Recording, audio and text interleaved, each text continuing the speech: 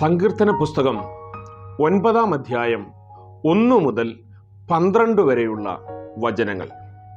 ഞാൻ പൂർണ്ണ ഹൃദയത്തോട് യഹോവയെ സ്തുതിക്കും, നിന്റെ അത്ഭുതങ്ങളൊക്കെയും ഞാൻ വർണ്ണിക്കും.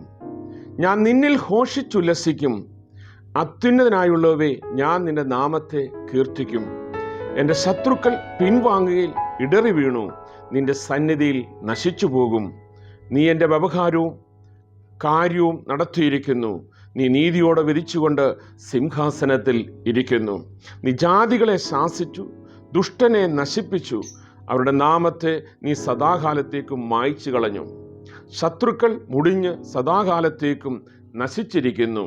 അവരുടെ പട്ടണങ്ങളെയും നീ മറിച്ചു കളഞ്ഞിരിക്കുന്നു. അവയുടെ ഓർമ്മ കൂടെ ഇല്ലാതെയായിരിക്കുന്നു. എന്നാൽ യഹോവ എന്നേക്കും വാഴുന്നു. ന്യായവിധിക്ക് അവൻ സിംഹാസനം ഒരുക്കിയിരിക്കുന്നു. അവൻ ലോകത്തെ നീതിയോടെ വിധിക്കും, ജാതികൾക്ക് നേരോടെ ന്യായപാലനം ചെയ്യും. യഹോവ പീഡിതന് ഒരഭയസ്ഥാനം, കഷ്ടകാലത്ത് ഒരഭയസ്ഥാനം തന്നെ. നിന്റെ നാമത്തെ അറിയുന്നവർ നിങ്കൽ ആശ്രയിക്കും. യഹോവേ, നിന്നെ അന്വേഷിക്കുന്നവരെ നീ ഉപേക്ഷിക്കുന്നില്ലല്ലോ.